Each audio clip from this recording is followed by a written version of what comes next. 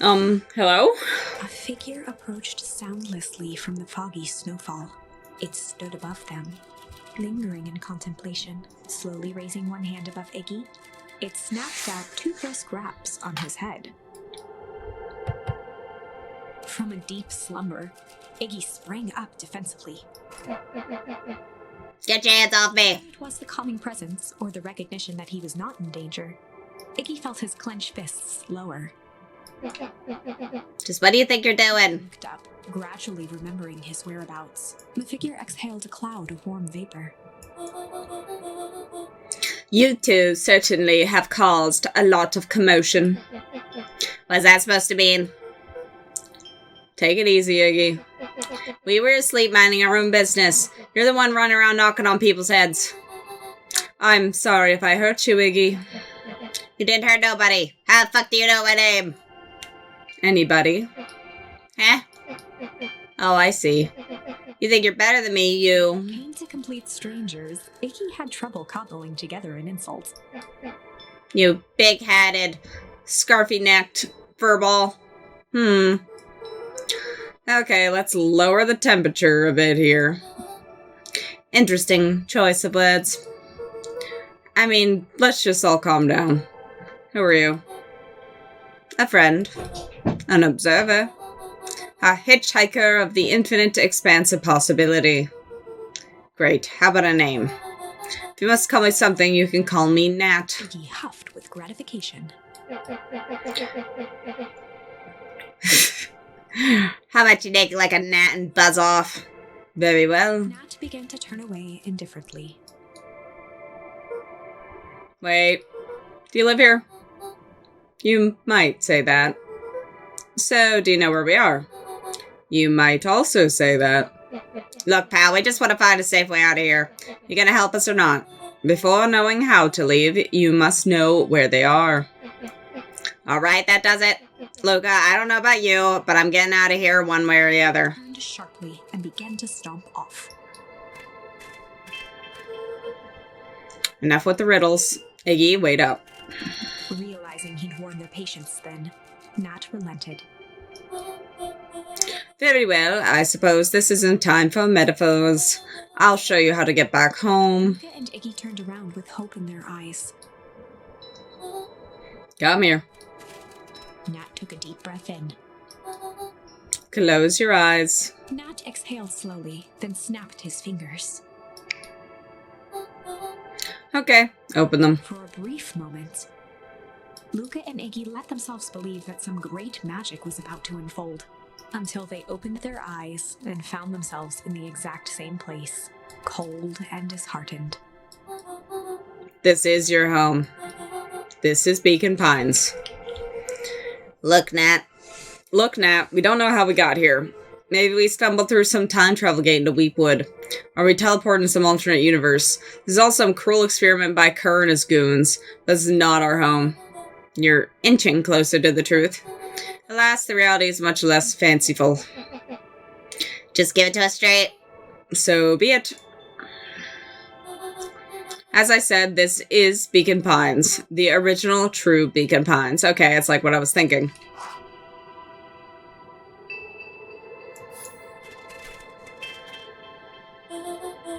You both grew up here. But the town you called your home for the past several years is a replica. A remarkable achievement of engineering, to be fair, but a replica nonetheless. That's impossible. It's too much work. You need a whole town to replicate a whole town. Indeed, to pull off such a feat would require immense labor power. That which could be moved would be moved. That which could not would require a precise duplicate. We would have noticed. Someone would have noticed. You'd think so, unless the auditing was impeccable. A mind-numbing attention to detail. As for the innumerable trivialities will complete the tapestry, well, you can leave that to the miraculous thing we call a brain. It has a real aversion to discontinuity or revulsion even. The brain has a wonderful way of smoothing out the rough edges, keeping us sane. Luca and Iggy looked around uncomfortably. So you're saying that someone made an entire new town and moved us all and no one noticed? Precisely. But why? Why is the one question that can never be answered with certainty. The best one can do is uncover. He narrowed his eyes, furrowed his brow, and uttered, The source. Why do you say the source like that? Why indeed. Luca began to laugh uncomfortably. It's all ridiculous. There's no way they could. Down at his feet, his eyes started back and forth in contemplation. With a sudden pain, a thought struck him. This really is home. He sprinted off into the pale distance. As Iggy turned to follow, Nat called out, Iggy. It's not too late to turn back. Simply head west through Weepwood.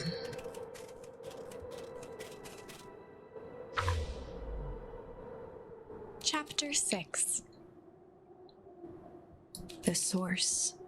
Nat expressed his sympathy with a shrug and sauntered off as unassumingly as he'd arrived. He'd given Luca and Iggy what they needed, and nothing more.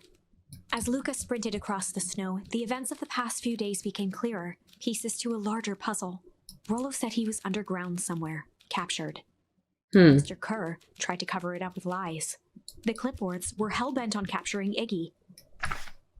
It all seemed to point to perennial harvest. But right now, there was one thing that Luca needed to know.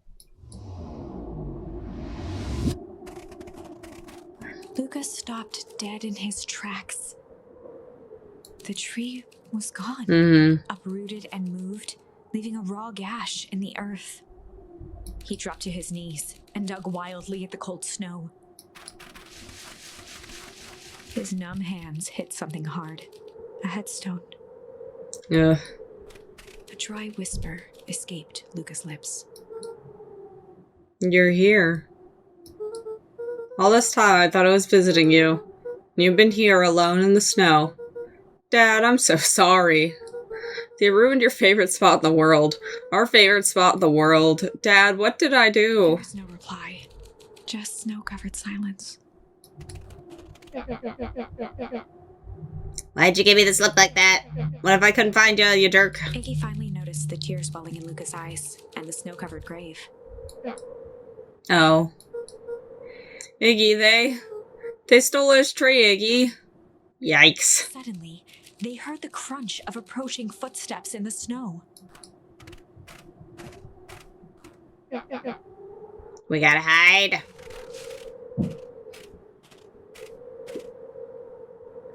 $259K. Fall off distance still good. Dude, did you hear me? I said 259. Sorry. Wait, do you ever think about what we did here? We saved a whole town of people. Doesn't feel like it sometimes. What about everything we left behind? That's the grave of someone with a family. The people who loved them will never know the truth. The truth is He bent down overrated. to scoop up a snowball and lobbed it playfully. Hey. Don't be such a downer, dude. We took this job to change the world. Yeah. Come on. It's almost lunchtime. Weirdo.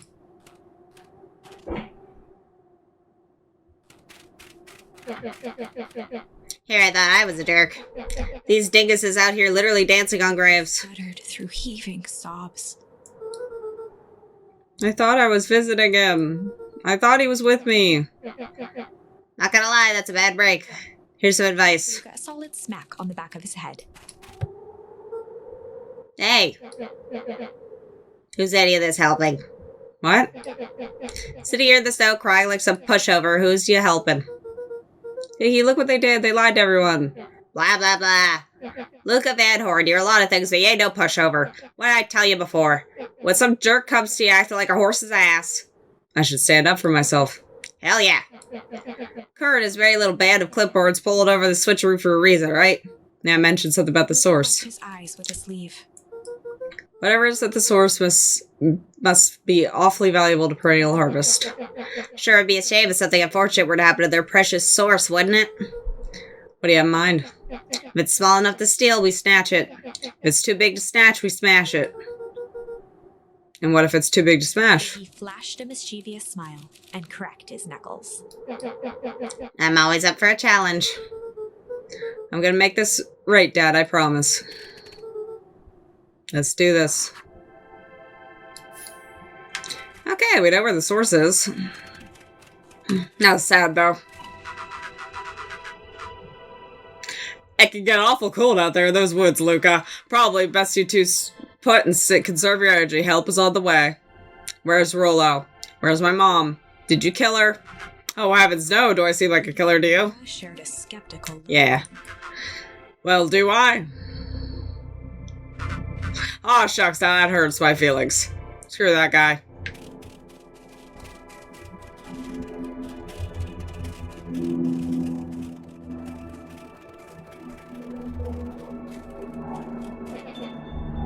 Wait a minute. Is this the original town? Then that means... Iggy darted behind a large pine and began digging furiously. He emerged holding a shoebox with a crude skull painted on its lid. What's that? Long story. A few years back, I, came into possession of premium grade fireworks. Not the wimpy firecracker stuff they gave kids, the good stuff. So why'd you bury it under a tree? The long part of the story. You and Rulo were doing chores at Rulo's chicken coop, and you guys pissed me off for some reason or another. Rolled his eyes with realization. No, you didn't. He stifled a chuckle. Yep. I just wanted to give you guys a little scare. But like I said, these were some primo fireworks. So I might underestimate things. You blew up the chicken coop. I prefer to think of it as an incendiary redecoration. Sorry, but I should have seen the looks on your faces. Rulo got grounded for months, which is why I needed to stash the evidence and lay low. So I buried them under that tree, and when I came back for them later, they were gone. I figured some grown-ups found them and tossed them. Triumphantly raised the shoebox. Turns out I wasn't the fireworks that got moved. It was us. Unbelievable. Well, we got some burning. It's all frozen. Down at the frozen stream, Luca could faintly see a school of minnows encased in the ice. Whatever happened here, it happened fast. The fish didn't have time to run. Or, you know, swim run. Do you think this is a game? Newsflash, boyo. You're not a hero. You're a little brat who's in way over his head. Here's just someone who refuses to give up. Comics these days are rotting children's brains. Everyone thinks they're a spaceman superhero. I was always partial to Hank Atomic myself. Is that so? Well, you really think you have a chance against us? You have no idea how powerful we are. Prepare for blast. Prepare for blast off, loser. Okay, let's figure out what the frick's going on. Hi, source. Luca and Iggy inched up to the edge of the hole with bewilderment in their eyes. Arctic air breathed out of the cavern in heaving gusts. Echo, echo, echo, echo, echo. Well, I can see why they wanted to move us all out of town now. But why would they dig a giant hole? I think this is it. This is the source? It's a dang hole? How do we smash a hole? Oh, it's much more than that, my little annoying friend. Kerr. Where's Rollo? I was alive before, he's safe. Well, safer than you two, at least. Drats, it's called. You just had to drag me all the way out here, didn't you? Gazed down the abyss in contemplation. Really is something, isn't it? What'd you do to our town? What is all this? Well, it's a doozy of a question. This is a source where they collect the unrefined, Scratched the back of his head. Honestly, boys, I don't understand this well enough to explain it. Fact of the matter is, I'm not paid to know. What do you mean you don't know? What do you mean you don't know? Ain't you in charge? Oh, heaven no, my role is merely a flash and winning smile and manage various complications. Complications like us. You're a smart boy. He's contorted into a saccharine grin. It really is nothing personal. Some people are destined to strive for greatness, and others are simply obstacles along the way. Seems like you were destined to be a creepy lackey. The point is, we all play a part in our lives. Mine just happened to be a lead in the role of a lifetime, and you just happen to be extras ready for your curtain call. We aren't giving up without a fight. Your smile's not going to be so winning after we're done with you. Now, boys, there's no need for melodrama. It makes even a professional such as myself embarrassed for you. Let's change the mood a bit. Snapped his fingers. Scene change. There, that's better. Deal with them. Iggy turned to Luca with a sly glance. Why are you smirking? Because I have a box of full of fireworks and you don't. Iggy waved the box into the air, threatening to drop it down the hole. Stop. Let's not do something regrettable. Joke's on you, regret is one of my specialties. Out of curiosity, what would happen if I threw these in your precious hole? Nothing at all. You're a terrible liar.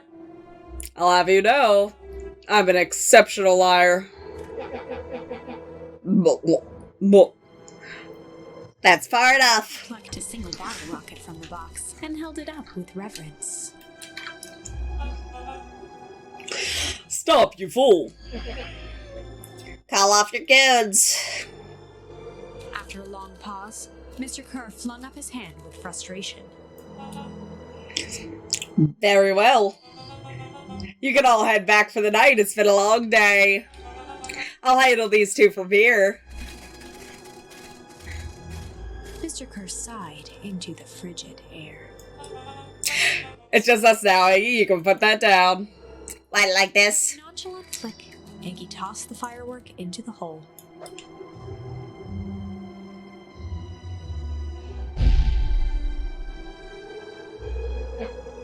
Ooh. Oh, Kerr looks terrified. Whoa. With a growl, Kerr leapt at Iggy, crashing through Luca. Iggy tried to twist away, but in the struggle they both tumbled over the side. Luca dove forward, bracing Iggy's hand just before it slipped. Aw. His grip was made precarious by the cold, wet snow. He could see Kerr further down, clinging to Iggy's coat. You reckless child, what have you done? Luca, listen to me. Hold on tight and use those walkie-talkies to call them back. What channel do I use? Does it make a damn difference? They're always listening. If you do that, the clipboards will just haul us up and snag us both. The only way you get out of this is if Kerr's out of the picture. Just let go and save yourselves. If you let go, we both die. I don't want to die, but see the look on your face almost makes it worth it. Mr. Kerr, you've had a long life. Why don't you actually do something selfless and just let go? Mr. Kerr gasped with insult.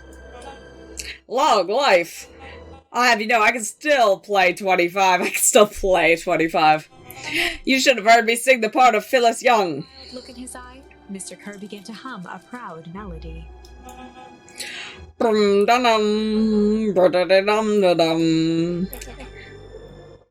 can you believe this guy? Luca's hand began to cramp. His voice began to crack. Kerr, just let go. No can do. If you want to save your friend, you'll have to save me too. Luca, look at me. It's okay. Iggy loosened his grasp. You aren't going to kill your friend like that, are you? Muscle in Luca's body burned. I'm not his friend. Yes, you are. Nah, I'm a no-good bully. Like you, Kerr. Iggy, no. Felt his hand slipping. And I told you what you need to do with bullies. I can't. It's your only way out of this mess. 2 birds with 1 stone. Makes sense for us to fall together. Wackadoos travel in packs. Settled over Iggy's face. Luca, let me do this. His voice was colder than the bitter air billowing from the chasm. Let me do the right thing for once.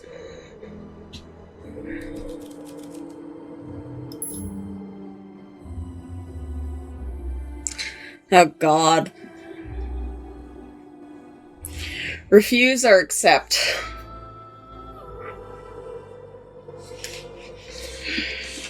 Well, we're gonna do them both, so I guess we'll start with the left, so we're gonna refuse.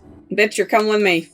Luca had no choice but to refuse Iggy's request. He tightened his grip and reached for the walkie-talkie in his pocket. A wild delight crept onto Mr. Kerr's face. That's a good lad. Now, radio for help.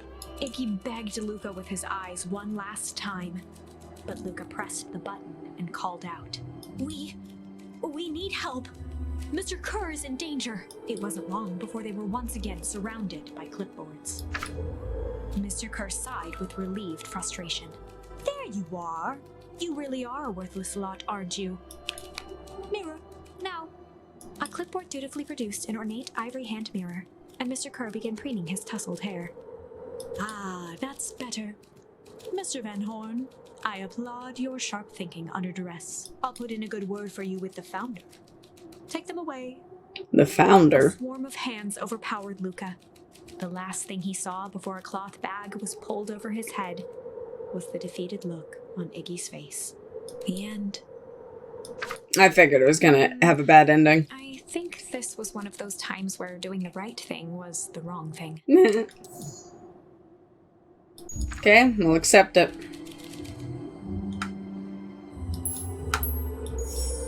Luca had no choice but to accept Iggy's request. With a quiet blink, Luca watched a teardrop sail down into the howling void.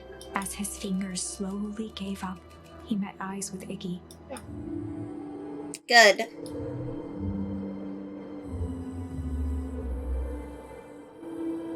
The two silhouettes were swallowed by darkness.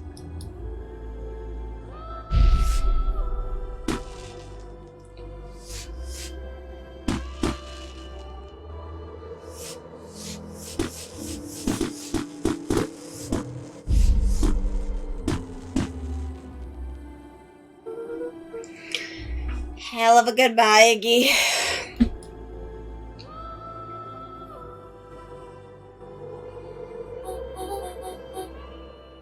Luca, you should really step back. What? Quickly.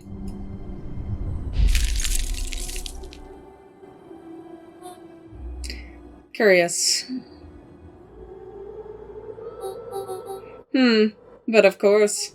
Those fireworks of Iggy's must have been just the right amount of energy. We should get out of here before perennial harvest arrives. Not until you tell me what just happened. Your friend's sacrifice just saved this town. For a little while, anyway. How? Tempus liquamine is a particular substance. It can change the relationship between matter and time itself, but doing so requires unfathomable energy. In a closed system, that energy can only come from its surroundings. A useful side product of this property being that adding precisely correct amount of energy to it can create a cryogenic cascade. So the gunk makes this things cold and the fireworks made the whole freeze over? That's one way of putting it, yes. As dumb luck would have it, the fireworks weren't strong enough to generate a runaway reaction. I shudder to think what would happen in that case. No idea what that would look like. It will take them a good while to safely break through and access the source again. If you know all this stuff, why have you been helping?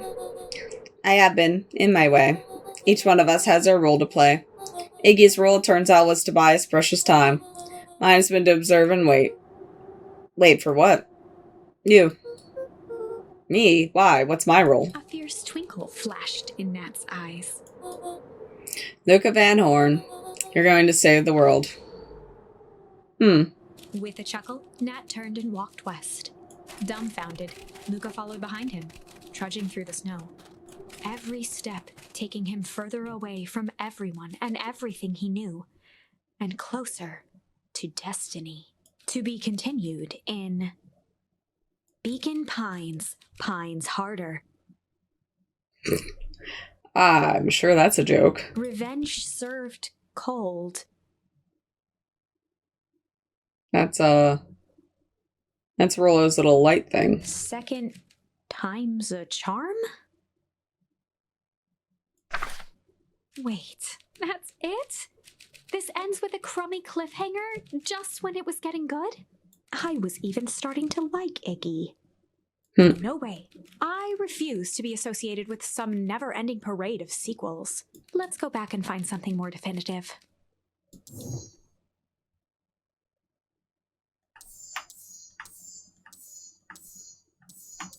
Oh, we got the hum.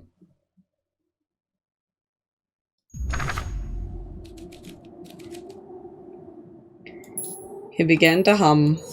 And in the stillness, he began to hum. After the death of his father, Luca had trouble sleeping. Each night, his mother would sit at the foot of his bed and hum a gentle melody. It was the only thing that could calm his mind. The only thing that, however briefly, could make it all seem okay. That melody pervaded every memory Luca had of his mother. Shivering in the raw snow, he began to hum it out loud.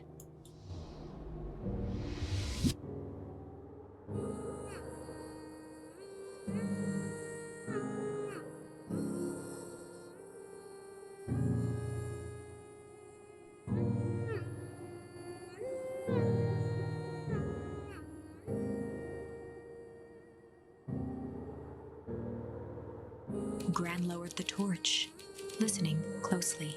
As recognition slowly set in, her heart sank. Those countless nights of consolation, the incomparable loss they shared together. She let the torch fall to the snow and sizzle out. A few steps toward Luca was all she could bear before dropping to the snow herself. Through a flood of tears, she began to hum along, note for note.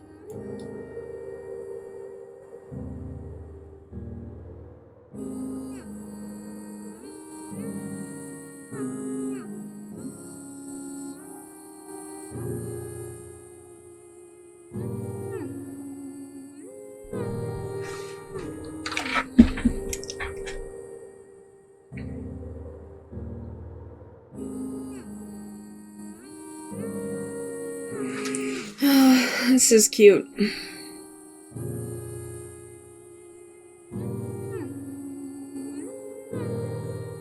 Still a lot of things we're missing, though.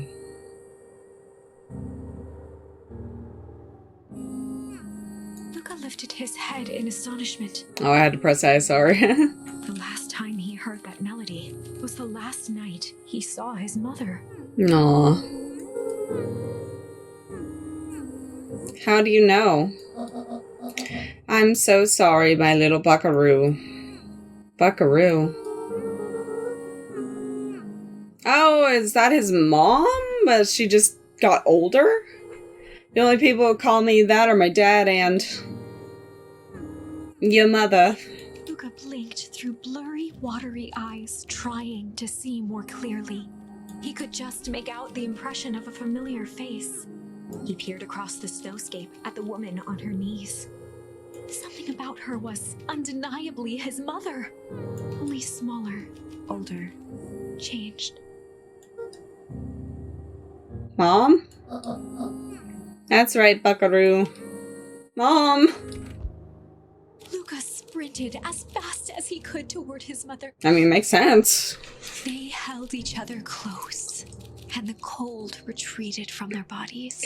So, they said that that material changes the property of time. So I guess she got changed, and instead of being like, hey, I'm your mom, she just came back as her dead grandmother. Or her dead mother, which would be his grandmother.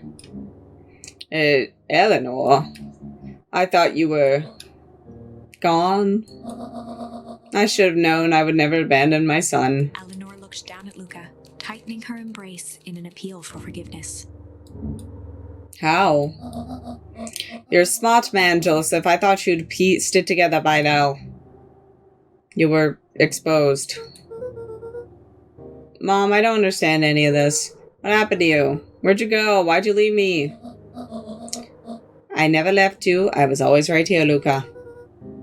Why'd you lie to me? That tore me up, Luca, but I did it to keep you safe. I thought that getting answers would help both of us move on, but the more I discovered, the more I realized the danger we were in. Until Prayer Hall was stopped, it was better if everyone thought I was gone. You could have trusted me. These are bad people, Luca. They won't stop until they get what they want, and they don't care who gets hurt in the process. Then what do? We have to stop them. Joseph slumped into the cold, wet snow. They can't be stopped. This is too big. I tried beating them at their own game. I'm done fighting fire with fire. First time in a long time. Her voice felt like her own again. No more lies. I see now there's a better way to stop perennial harvest. The cold, hard truth. Down at Nuncreed with pity. He looked small. Joseph stared into the snow, as if searching it for answers. Come on, everyone. We have a party to crash.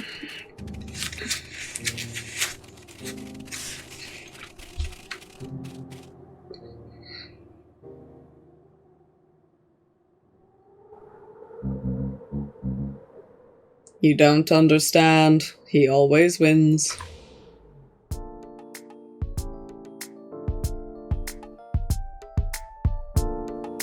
Thanks for watching. Please like, comment, and subscribe. And come join me again. Bye!